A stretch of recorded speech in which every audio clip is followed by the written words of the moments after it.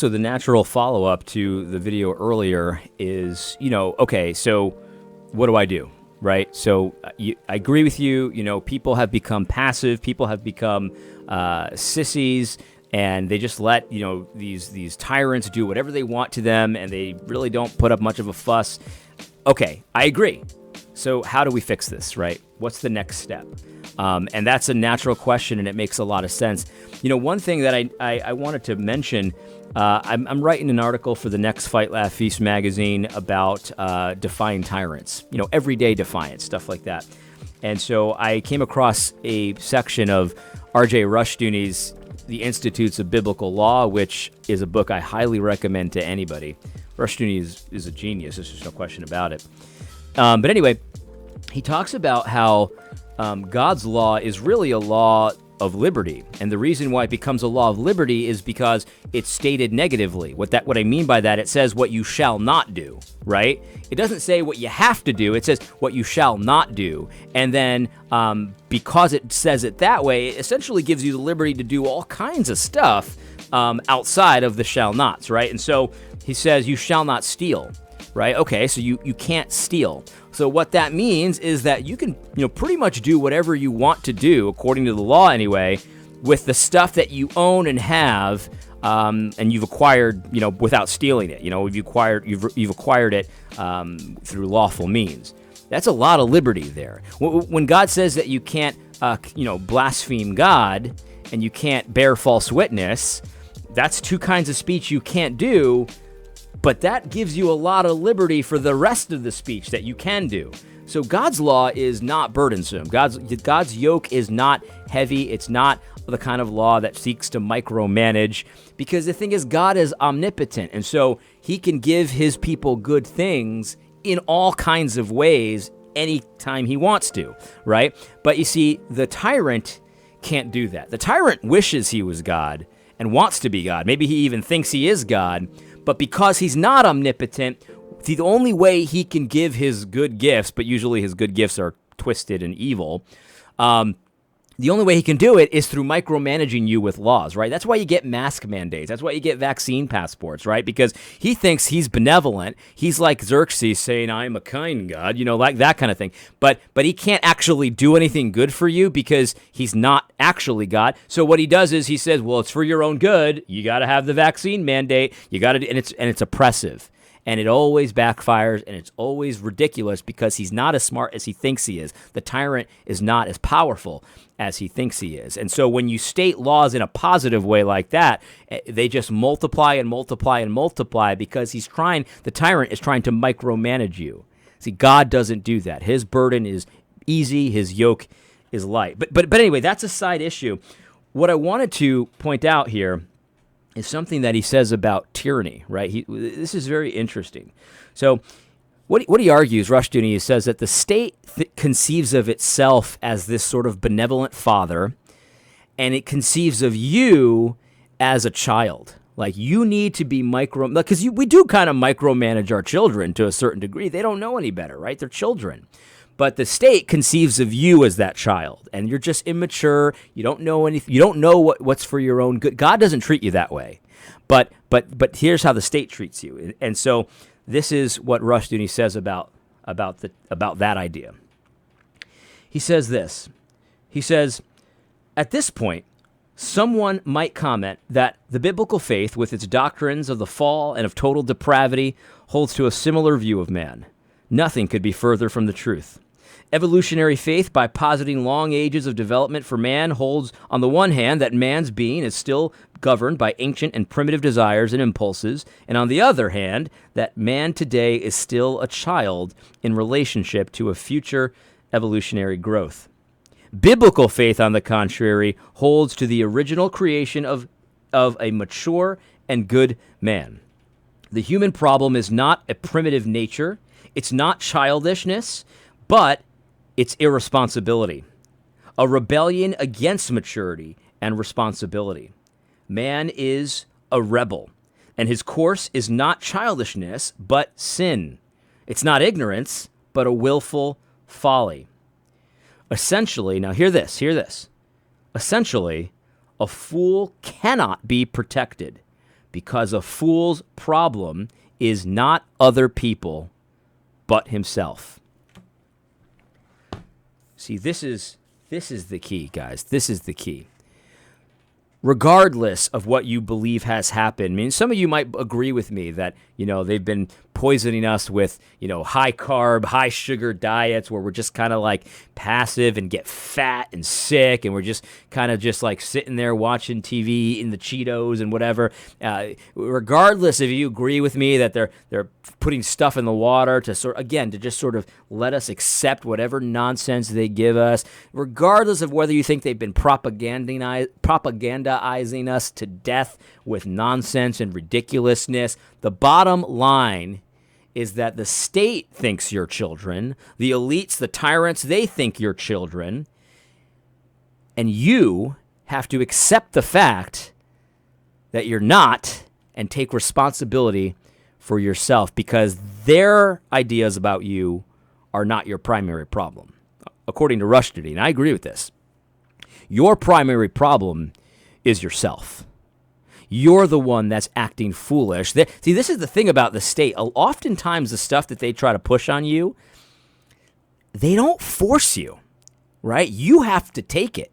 You have to take the lolly. Like when they don't often come and like snatch you off the streets against your will. No, they entice you with the lollipop, or they entice you with money, or they entice you with whatever it is, safety. It could be anything, right?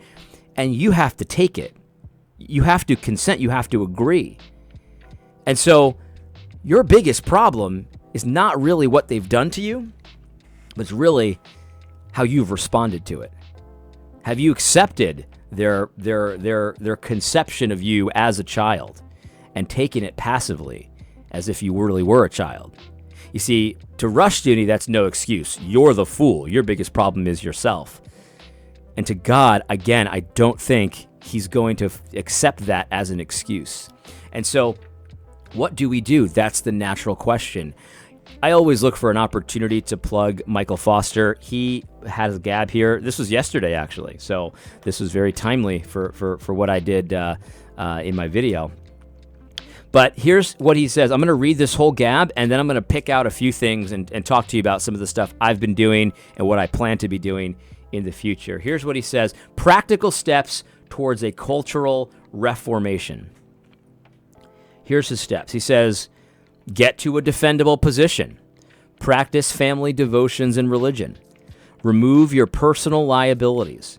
Decrease intake of pagan media and news. Pursue self-sufficiency where possible. Plant or help plant/revive faithful churches. Build Christian community. Gather and train men. Start businesses, schools, clubs. Create Christian media, songs, books, movies, etc. Get involved in local government. Resource the poor and needy in your locale. And fund like-minded brothers in adjacent communities. There's a lot there.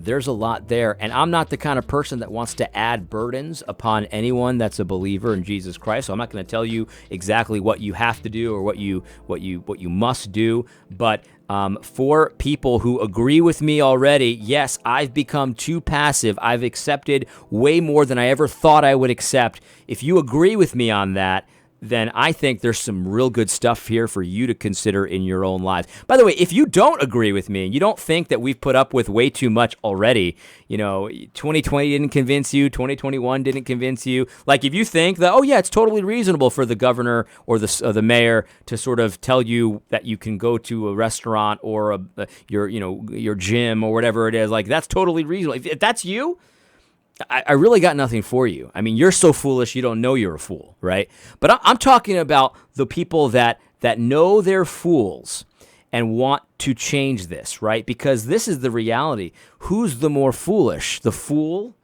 or the fool who follows him? See, this is the reality. Obi-Wan Kenobi had some wisdom here to give you. Of course, that didn't originate with Obi-Wan, but I want to pick out a few things here. Like let me just... So decrease the intake of pagan media and news.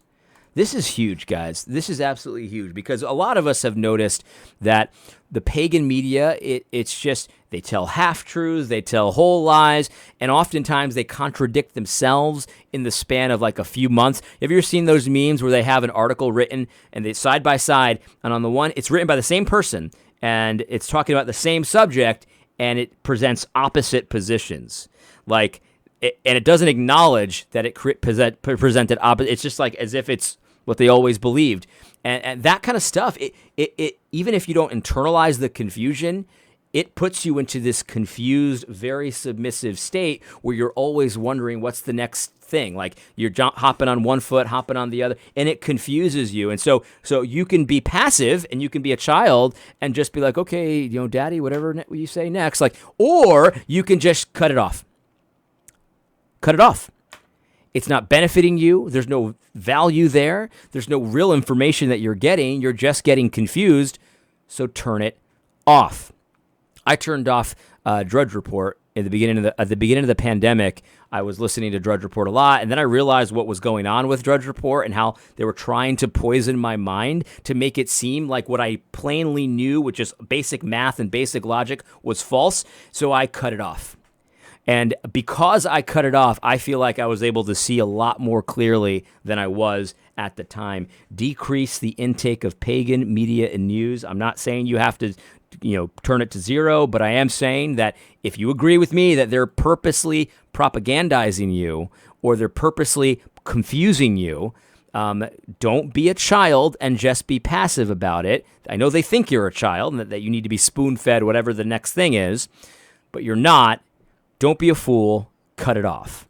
I wanted to talk here about get to a defendable position, right? Get to a defendable position is the first thing he says. I think that we ought to consider our household as our own kingdom, right? Our own place where we have authority, we rule, we reign, of course, under God, but we can set our own little kingdom up the way we ought to, the way we wish that the government would be set up according to God's principles, right? Because the civil government is going to do whatever they think that they ought to do, and there's going to be insanity there and stuff like that, but you don't actually have to consent to that, right? Like, you don't have to consent to their financial system. Sure, you have to use dollars for certain things, but I would suggest cutting that out as much as possible, removing as much of your personal liabilities to that system as possible, and setting up your own central bank, right? There are assets that you can accumulate. I like gold, I like silver, and you can set up your own central bank. And so that way, whether the system continues on for a little while or not, and we know it won't continue forever because always the pagans lay traps for you, but then fall into them themselves. That's something I saw someone quote from the Proverbs on Gab the other day. How many examples do we need of the pagans trying to scheme against the people of God, but then ruining themselves in the scheme? That's what they're going to do again. They've got a financial scheme, and it's going to backfire. So if you know that it's going to backfire, don't participate in it. You see, defend your own position, right? Whether this means financially, whether this means geographically, whatever it means for you, whatever you're able to do, get to a position that you can defend, that you can have your own kingdom, and you can order your family according to how God says you should order your family. Forget what everybody else says. You obey Christ. As for me and my house, we will trust the Lord. That's a huge one right there. One thing that I've been doing and I'm going to continue to do is I believe that the diet that the government offers for people to do is inverted. I think that they've actually given you a diet that will guarantee that it will make you sick, right? Like, you remember the food pyramid they gave us, and it's like, eat a lot of grain, right? Eat a lot of carbs. That's what they told us. I think that those carbs actually make you passive. I think that those carbs, oftentimes, laced with soy, that makes you passive, that makes you tired, that makes you sick, that makes you not as sharp as you could be. And you remember what they had, the little tippy top of the pyramid? They put it together. They put it fats and sweets. Use sparingly, fats and sweets. So first of all, those two things don't go together. So let's get that straight at the outset. There's no reason to connect fats and sweets. But fats are actually extremely healthy for you. They're necessary for you. You can't survive without fats. I think so. I think that they've actually inverted the way you actually should eat. I think you should be eating a lot of animal fats. I'm not a doctor, so don't take my medical advice. But what I'm doing, I'm just telling you what I'm doing, is I'm inverting their inverted pyramid. So I'm putting it right side up. That's what I'm doing. And we'll see what happens. You see, that's the thing. Like, do we know exactly, the effects of all the fluoride? And not really. Maybe we do know a little bit. Maybe we don't. But I'm going to try something different, right? Like, if I don't like where I'm at right now, I'm going to try something else. And I think that's something that I've been doing, and we'll see if it has an effect on my temperament, because I'm hoping to no longer be as passive as I once was. Now that's kind of some more, smaller things in your everyday life that you could do. But I did want to talk a little bit about, he says here, plant or help revive faithful churches. Guys, this is so huge, man. This is so huge. The abortion thing is a tough one, right? Because we obviously can't break God's law in order to stop people from offing their children, right? I think a lot of people, I had a few messages that reached out to me. What are you actually saying about abortion, right? What are you actually saying that these men should be doing at the abortion clinics, right? And I like what they're doing right now. Preaching the gospel is good. Going there and pleading with women to not kill their babies is good. I like that stuff. And I don't really know what else could be done at the abortion clinics, that would be legitimate. I'm not saying I have the answers there, but there are people on the front lines that I think would have come up with better ideas and more effective ideas than what they're currently doing if they didn't have to simultaneously fight off all of the nonsense, all of the scoffers saying, "Oh, that's not Christ-like." So the reality, it kind of reminds me of, what would our society look like right now if we didn't have all these burdensome laws against businesses and stuff like that? We'd probably have flying cars at this point. It's hard to say. I don't know. But the thing is, because they're dealing with all these fake, phony, baloney compliance laws, and so they don't have time to innovate like they should be doing. So my point is, though, that reviving faithful churches, here's something I think would really help. We need to start doing the things that are definitely lawful to do. For example, excommunicating and church disciplining and confronting people who are pro-choice in our midst. Like, let's just start from the beginning, the basic stuff. Kick them out of your church if they think it's okay to kill children. Kick them out. We don't need that kind of influence in the church. That's pagan. That's evil. I could not think of anything that's more antichrist than someone trying to empower politicians who think it's great to kill babies. I don't care what way you try to justify it. Get the freak out of our church, and that's the bottom line. Go find a pagan church. I'm sure the pagans will accept you because they love that kind of stuff. They love killing, but you can't be in the church of Jesus Christ if you think that you should be empowering politicians who are okay, and not only okay, but promoting abortion. Like, that's basic, guys. We can do that. We can do that. We can revive our church in that way, where you have the confrontation, you plead with them, and then eventually you kick them out. And so now the people who understand that it's not okay to empower politicians like that can actually start thinking without having to fight you idiots off. Yes, you're idiots. You fight those idiots off all day long. Well, you charity in all things. Think of the time we would save if we didn't have to deal with idiots like that, who thought that charity in all things also includes baby killing. Get out.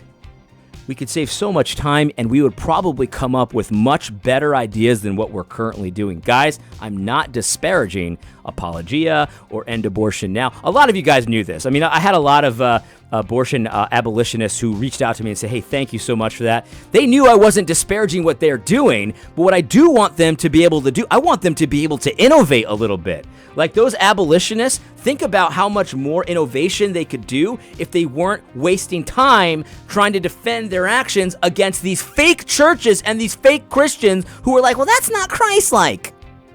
I'm just so sick of it. I'm so sick of that, having to waste time in that, right? But reviving churches, again, let's not be the fool ourselves. And so maybe don't spend time defending yourself in that, right? Because like if the churches aren't going to kick out the Democrats, which they obviously should, it's one of the most obvious things ever.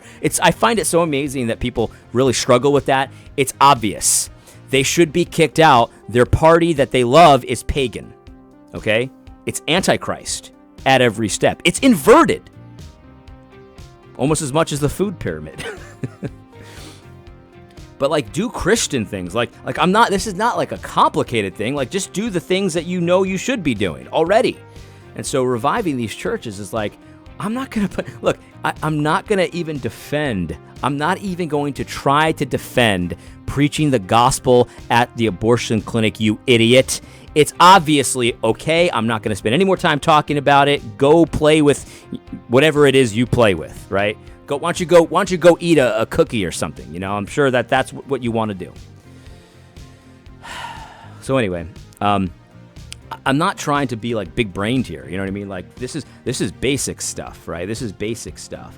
And I think that the key is figure out what has happened to you, whatever it is, because I think for me, I kind of have an idea of some of the things that it is.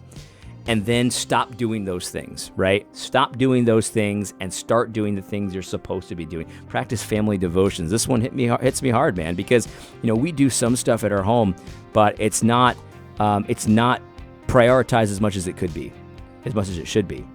And if I want to have a cultural reformation in my own little kingdom, I can complain that the pagans are doing pagan things, or I can start doing Christian things. You know what I mean? Anyway, I hope this was helpful. God bless.